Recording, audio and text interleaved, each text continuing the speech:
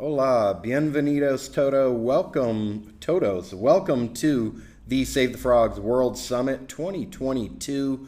We have Arturo Muñoz aquí to discuss the Telmatobius frogs and the Bolivian Amphibian Initiative. Go for it. Thanks for being here. Hello, thank you, Craig. Good evening. Well, here is now evening. I'm in Europe. Well, I'm going to show a little bit about the knowledge and the work that we are doing in Bolivia about the aquatic frogs, Telmatobius genus. And well, basically, you have in Bolivia more than 270 species and 54 species that are listed in the IUCN Red List and 57 endemic species just found in Bolivia. From all these species, we have 14 species of Telmatobius or aquatic frogs, and 10 of them are endemic or just present in Bolivia. There are some studies about the genus in Bolivia, like great reviews about the different species that we have, and some studies and also some work that were used to manage some populations, especially the Titicaca water frog, when they wanted to use this frog as a protein source for human consumption.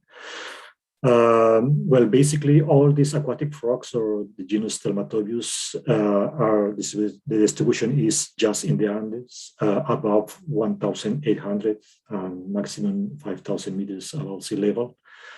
So it's restricted to the Andes, and all of them are listed in the IUCN Red List and different categories.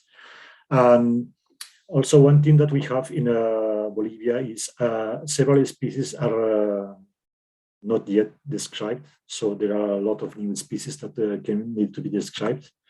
And every time we are finding new species that need to start working with descriptions. And I'm going to give some examples about the knowledge and things that are happening with these aquatic frogs. And for example, this was a critical endangered frog, Telmatobius gigas. It was a very big frog just located in the west of Bolivia, and that was the type locality, and that was the only locality known for the species. And because of the reason, and also because this stream was very polluted and there was consumption of the frog in the area, the species was critical in danger. So we decided to go to the place and to look for some other streams and rivers, and we found a second locality where the species was present. And we said, maybe there are more other species, more other streams with the species. And we decided to start a project, and we found all these locations with the frog present over there. So we decided to start a project to see the real status of the species. And with that, we got more information about, for example, where the species was present, where was more abundant, and some studies about natural history, densities, for example, where they were more common or not, and habitat use, and for example, body condition. And with that information, we now were able to decide that which areas were more interesting to protect or to do something with the local communities. And also, because of this data, we provide all this information to the IUCN Red List, and we decrease the category from critical endangered to endangered, just because more information was available. Another case that is a little to the opposite is the sugar water frog, or Telemetry simonsi. That species was, if you see the left side, is a distribution area of the species. It is a big area. And we started to look for the species in all this area, and we didn't find it. There were some reports that the species was disappearing from the cloud forest, so we decided to look for, and we didn't find. So after 1 year looking for the species we didn't find, we decided to look for outside of the range of the species, and we found 2 locations where the species was present. And in this case, when we were monitoring this frog, we found a lot of dead frogs in the streams, and we were worried because of this situation. And we went back a couple of times the next years, and we didn't find any other frogs. But that time that we went and we found some frogs, we started to work with captive breeding of this species, and we decided to take some tadpoles, and we were able to take them in captivity and to keep them alive. And so we started our captive breeding facility in 2012. And luckily in 2018, we found one tadpole in this stream that we were not finding any more other frogs. So that was meaning that probably the species was coming back. And also in 2019, we found a very, very small population, basically in the border of the city in one big area. And we are now hoping that this small population will work as a source of this species, because there is no other places where this species is present. And previously, this species was categorized as vulnerable, and now because of all this data that we are obtaining, is considered as critically endangered. So there are some species that are decreasing the category and other ones that are increasing. Another example is Telmatobius yuracare. It's a relatively famous frog. It was evaluated as vulnerable before. That was the area where the species was present. It was relatively abundant locally, but it was not seen since 2000. And 2008, we got this individual. It's a male, a frog, and several years we were trying to look for a female, and we didn't find. And we were thinking probably it's the last one of the species, and because of that, we started a campaign. Maybe some of you heard about this campaign about Romeo, the frog that was looking for Juliet, and so we started this campaign to try to find new individuals for this frog that probably was the last one. Luckily, this frog found a female and other individuals, so it's not the last one of the species, and this gives us great hope to find more individuals and also other species that are having the same problem like Romeo, or other species that probably are extinct. We still have some hope for this species disappearing. And as you remember, before was vulnerable and now is considered as critically endangered. But if you see from the historical distribution area, just in the southern part of the distribution, the species is present, just basically a couple of streams. And like I told you, there are a lot of species that we don't know what species are they, and some of them are already disappearing, and we need to do very fast more research to see what is the situation and what can we do to save these species from extinction. And well, I'm going to give you another example of a famous frog, the Titicaca water frog, considered before as critically endangered. This is an endemic frog, and it is known like when Jacques Cousteau went to Bolivia in the 70s and made a documentary about this frog. And it's a very unique frog because it's fully aquatic and it's adapted to high altitudes. And but unfortunately, you can find them in restaurants as food source. And we wanted to study this species in 2008 when we started to go to this area. And we found that all the studies were done from boats. Like you see in the picture, people went in boats and counted the frogs from the boat. And we found that was not a very accurate method because the frog is completely aquatic. So we thought if the frog is aquatic, we should go underwater at least to see what is the situation. And we tried first to do some transects from the boat, and then doing some snorkeling. and we found the frog in the habitat. So we need to do underwater census, and we had to learn new methods and even to learn how to do scuba diving because the frogs are just in the bottom of the lake. And that gave us a lot of very interesting information about this species. And basically, finding these new methods, we started to monitor different locations and to try to see what was the situation of this species, because everybody was telling there are no more frogs, there is critical danger, 80% of the population is gone, and these kind of things. So we decided to use this method for different areas of the lake. And basically, for example, this is an example is an area of the lake where we are carrying out transects. And we found in all these points several frogs, or one frog at least. And this is a zoom in of the area. And you can see that there are still a lot of frogs over there.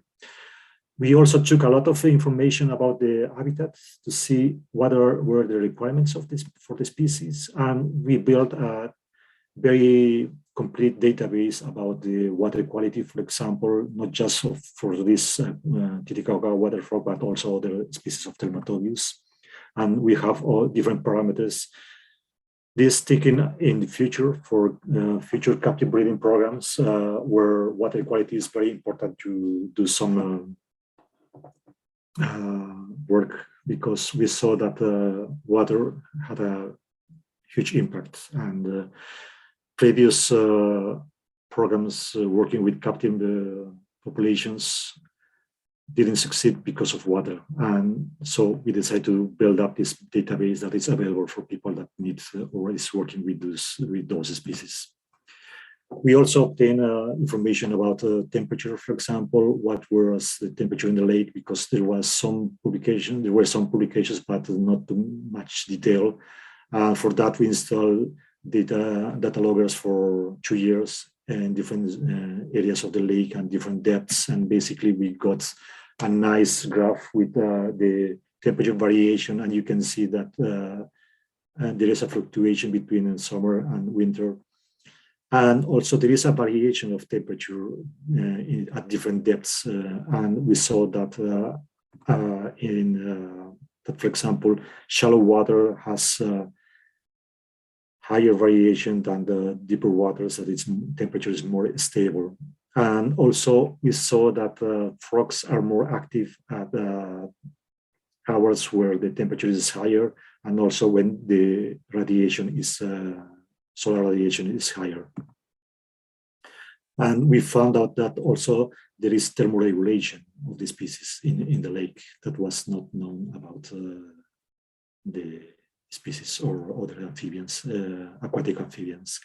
Also, we found that there are more females than males in the lake, and information about body condition. And one interesting thing that we saw, for example, polluted areas, body condition are lower than cleaner areas in the lake. And so in that way, we are trying to find the healthier populations in the lake. And also one thing that we were trying to do is to find out which kind of habitats the frogs are using, because such information was not available before, because it was just water. That was the habitat. But if you dive under the water, you can find, for example, a lot of vegetation, rocky areas or sandy areas. And so we had to map this kind of habitats and try to find the frogs in this kind of habitats. I don't know if you are able to see in the picture a frog or 2 or 3.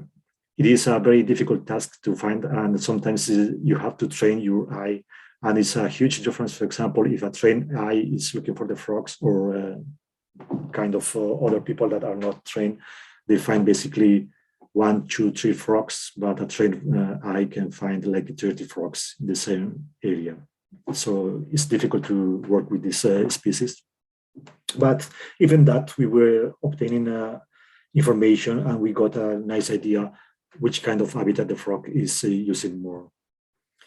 Also, we got some information about the reproduction of the species, when the species was breeding, for example, when they had the nuptial paths in the year and we saw that like the peak you have in the warmer months of the year, and also the amplexus when they are breeding during all the year, but they are more active in 2 peaks before and after the rainy season. Also, another interesting thing that we found is parental care. It was not described for the genus, but if you see the picture, you can see a lot of eggs here, and you can see the male here taking care of the nest. And we were able also to see that the male can take care eggs of different females. So he takes advantage to stay in the place and to call other females to reproduce. Another interesting thing that we were very excited about that is it was not described the advertisement call of this genus. Everybody thought, and there were even publications that these frogs didn't produce calls. And it was funny, the first night that I went under the water, I put my head under water and I started to hear a noise like do-do-do-do-do-do-do-do-do. And I thought, man, what is that? I thought it was a bird or something like that, but it was underwater. And then I realized there were like a chorus of frogs in the forest, but underwater. And we were able to describe this call of this species, and not just from this species, but all other species of Telmatobius, that they basically produce a call under the water. And well, I don't know if you can hear.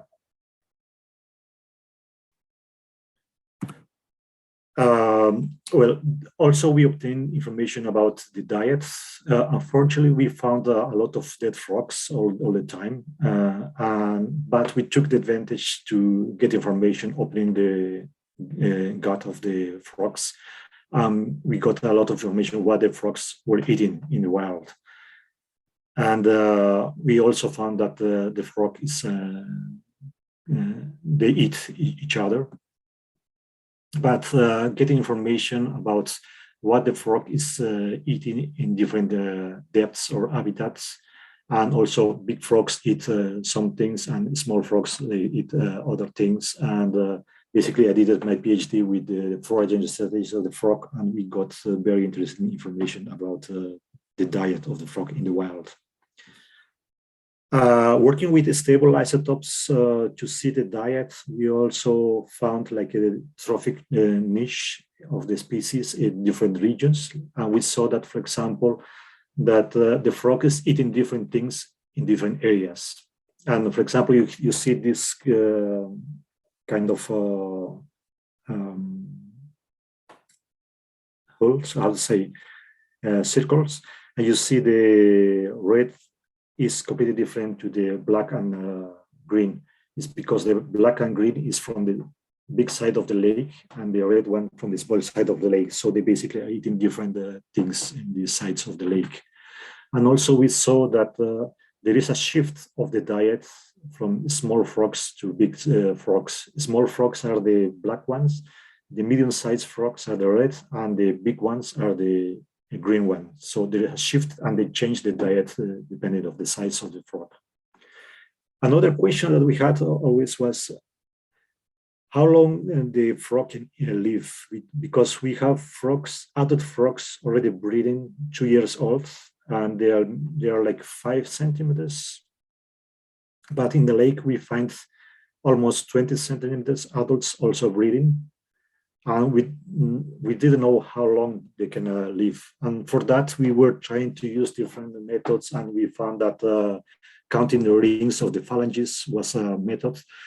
And we tried to do this, and well, we're still working with that, but our first findings are showing us that the frogs can more or less, at least one more or less big frog, not the biggest one that we found until now, but like a big one, lives, we count 37 rings. So that means that it's at least 37 years old, not the biggest frog that we found. So we think that a big one can live like between 40, 45 years old, but this needs to be confirmed yet. We got also information about the health of the wild populations, and I don't know if you're able to see here. You have leeches in the body, or here some frogs, they have a lot of leeches, parasites, ectoparasites. And for example, there was a frog. This one didn't have too much. There were like 79 or something like that leeches in the body, but there were some frogs that were having more than 100 leeches in the body, and very skinny frogs and basically dying. But we found also endoparasites. This is the gut of the frog, and you can see a lot of worms in the intestines. So they are infected. This is a normal frog. You can see the liver here, the black color. This is a normal liver, but we found some frogs with very huge livers. And that can be a kind of way to store energy, but can be also a disease that is affecting the frogs.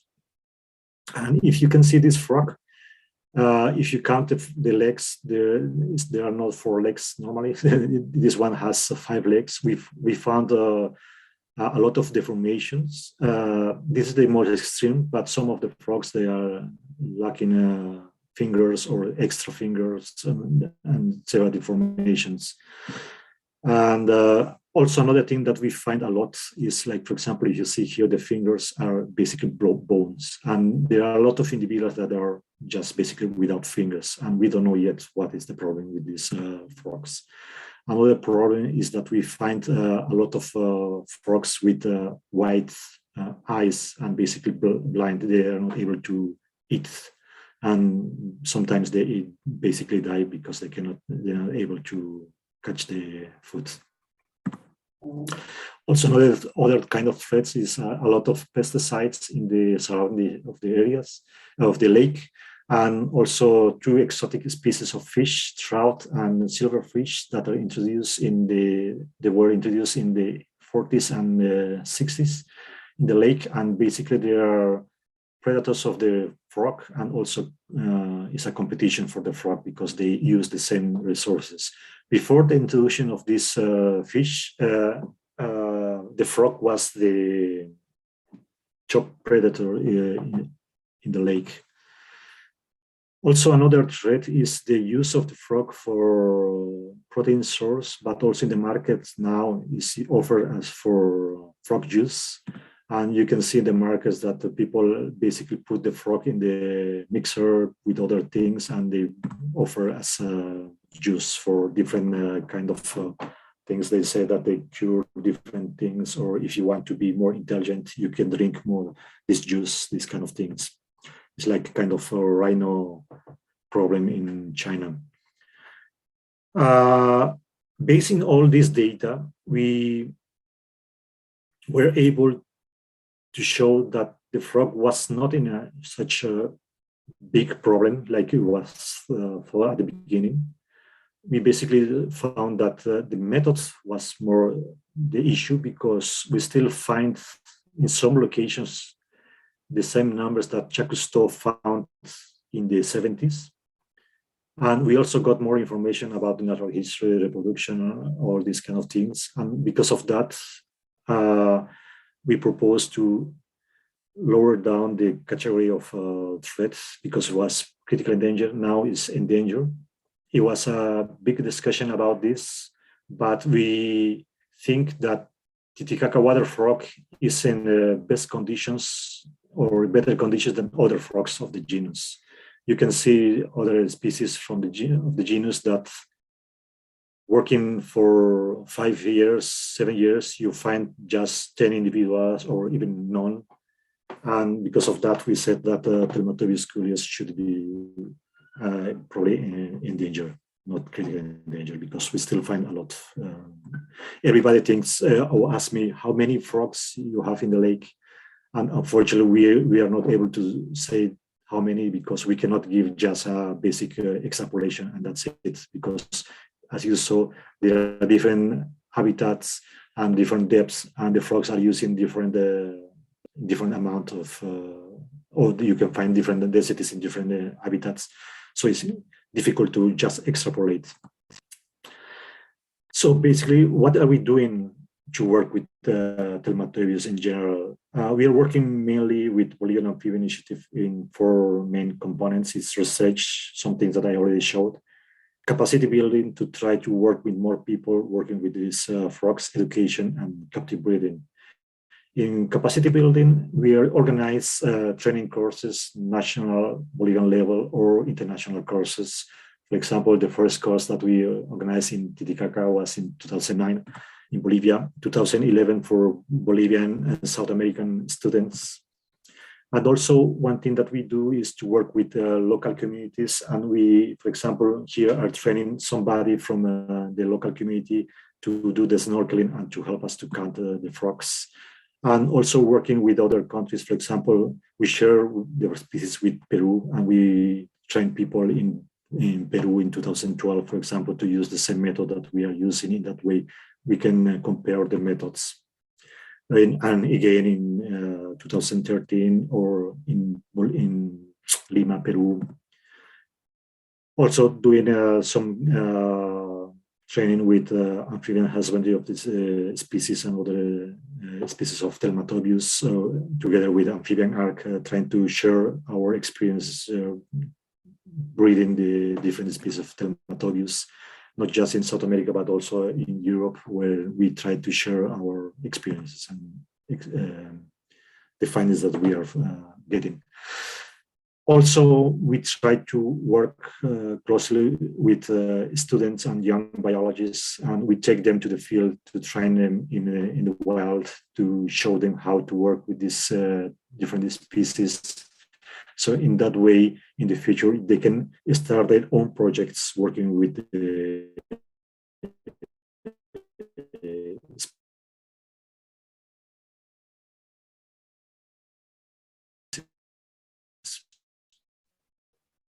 in education, because almost nobody in Bolivia knows information with local communities. Always when we go to the field, we try to show them the species and what is important and why they should protect the species in the area. And also when we go to dive or to look for the frogs, we try to involve the kids to show them the species, because most of them, they never saw these frogs from close. Also going to schools, trying to show them about the species and doing some exercise with them. And for example, this is an example of a local community working, and they have a museum in the lake, and the museum is the Museum of the Frogs, where they show the people different aspects, facts about the frogs, and for example, also printing some calendars, posters, flyers, and in the lake, for example, doing some big paintings where the people can find or see that the frog is living in this lake, and also doing some publications in newspapers and also phone cards and printing books and calendars, t-shirts. We were also doing different documentaries with different channels, and these ones, for example, I don't know if you know one of the hobbits, Dominic Monaghan, with Wild Things. We were making a documentary with one of the hobbits in the Titicaca Lake about the Titicaca water frog. Now we are trying also to involve the local communities, and we want to share people what the things are we finding from under the water in the lake. And for example, we are using virtual reality with the footage that we get from in the lake, trying to show them with the lenses with the cell phone, the videos that we are filming under the water, and they're very excited to see the frog from another perspective. And because of that, now we are starting a project with the sanctuary of the frog, where basically this local community from this small island told us we would like to protect this frog. And luckily this area is one of the best places for the frog. And because of that, we are going to designate the sanctuary of the frog. With captive breeding, well, it was a long way working with captive breeding. We started with Telmatobius hintoni, a species that was found in the city where I lived, in Cochabamba, and basically was in the middle of the city. And I found in 2006 a lot of tadpoles here in this basically very dirty stream. And I said, well, I would like to learn how to keep them in captivity. So I used this as a model species. And I collected tadpoles. I collected 20 tadpoles, and this was my first captive breeding facility. It was basically my room where I sleep. This is my bed, and the boxes are the boxes with the tadpoles. And basically, I was sleeping with the tadpoles and the frogs, trying to learn how to keep them in captivity. And after 1 year, I saw that. Some of the tadpoles were still tadpoles and some others were already adults. If you can see here, for example, they have a nuptial pad and they were already trying to breed. And also we found that the frog was calling in captivity. And after 1 year, also we saw amplexus when the frogs were trying to breed. And also in this species, we found in captivity that they have parental care. They protect the nest until the tadpoles go out and then they leave the nest. So we were able for the first time to breed the species in captivity. Nobody was able to breed before. There were some attempts, but nobody was able to breed. And we were able to breed the Telmatobius hintoni. And we had success with this and other species.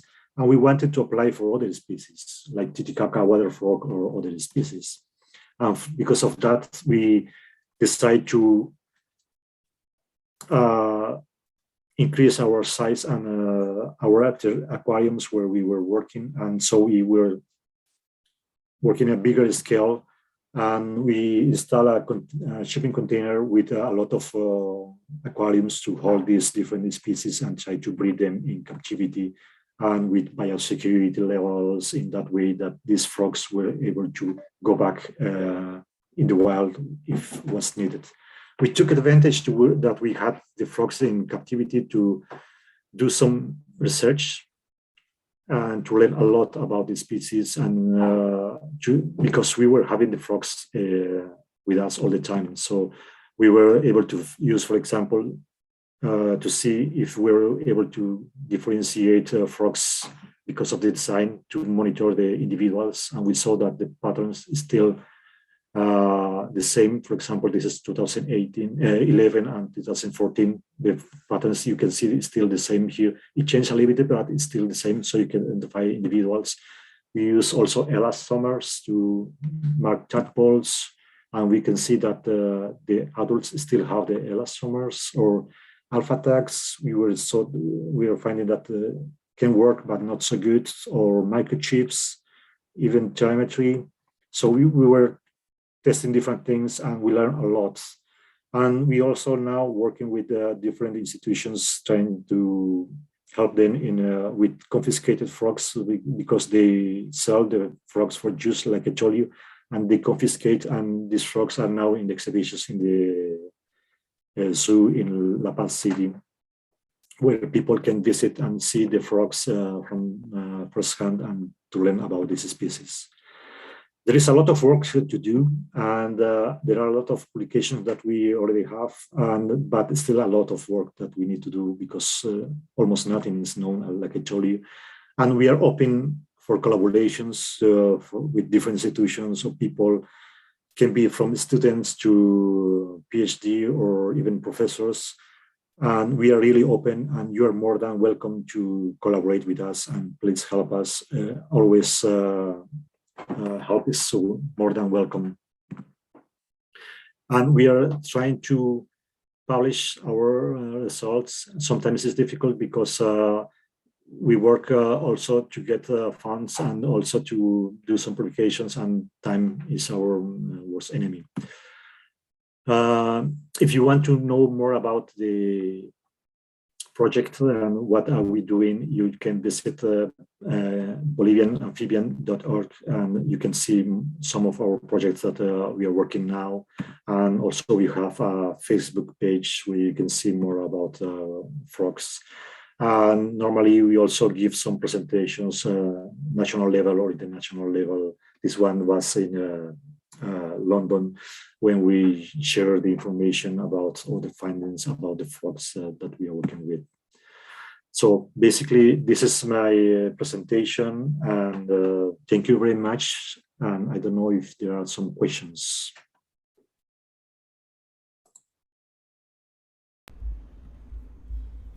All right, a huge thank you to Arturo Muñoz for the presentation and for well over a decade worth of amazing work, learning lots about the natural history and ecology of the frogs, educating the public, building partnerships with different organizations.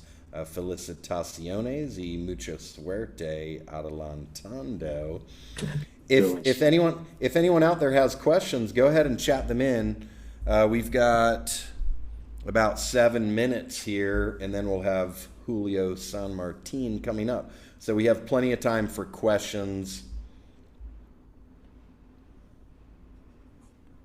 And I put into the chat the Bolivian Amphibian Initiative Facebook link. I'm also going to grab out their Instagram and put it in here.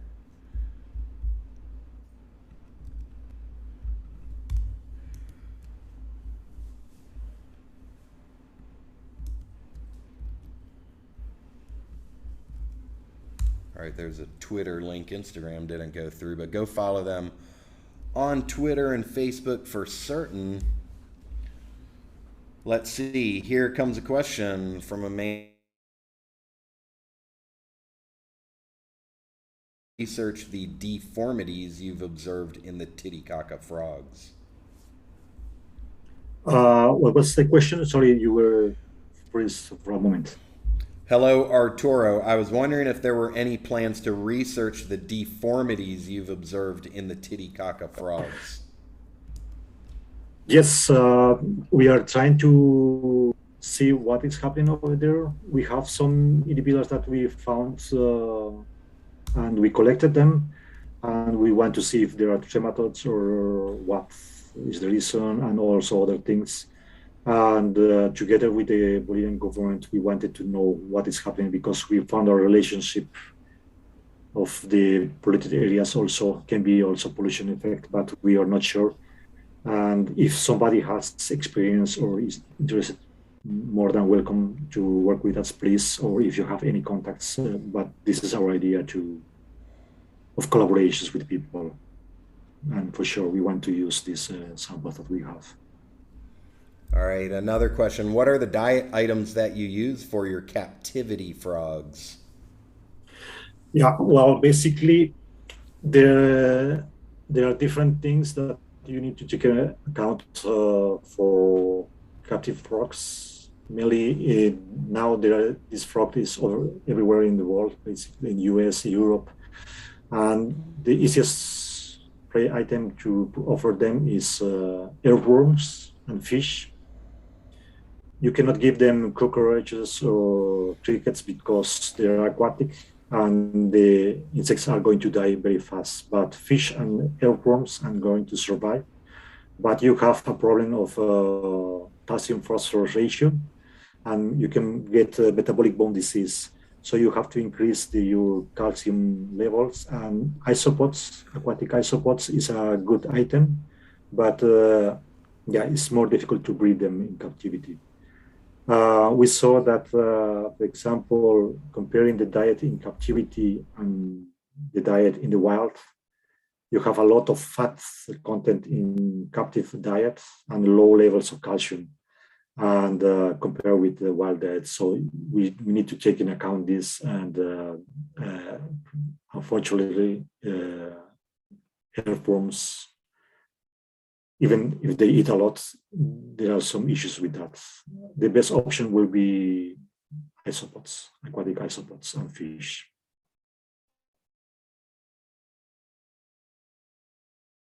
I cannot hear you. You're muted. Thanks. A final chance to ask questions right now. If you have a question, go ahead, chat it in. We've got a few minutes left. Julio, if you're out there, go ahead and message me so that I can get you set up for the upcoming presentation. Arturo, if you have any links you want to put in the chat box, go ahead and do that. I put in BolivianAmphibian.org and twitter.com/BolivianAmphib, as well as your Facebook address. If you have anything else you want to add, go for it.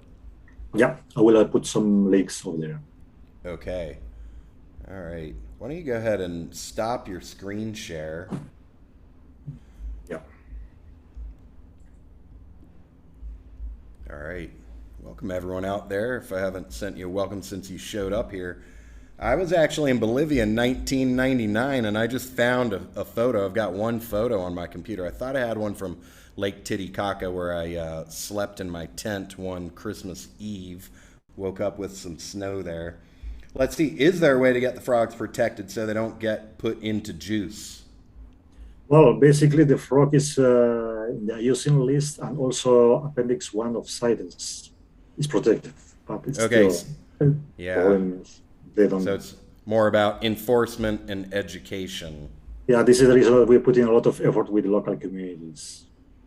Okay. Because they're already the laws and everything, but nobody cares. All right. Thanks for answering the questions. So we've got about 2 minutes left. Now, I'll put up this picture here. This is me in 1999 at the border of Bolivia, one of my favorite places anywhere in the world, at Sajama and Parinacota, the big volcanoes. And I learned one song when I was in Bolivia. I believe it's called Celia or Cecilia, and I think I still remember it. I've never performed this in any public setting, but let's see if you recognize it. Yeah.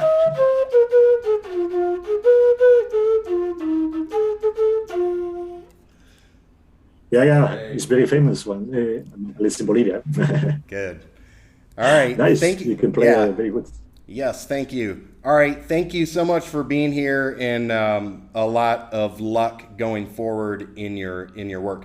And also, everyone out there, we will have a Telmatobius article showing up on the site probably within a week or two that I have been working on and delayed getting up there. So I'll be sending that out in the Save the Frogs newsletter. All right, thanks again for being here. Thank you very much.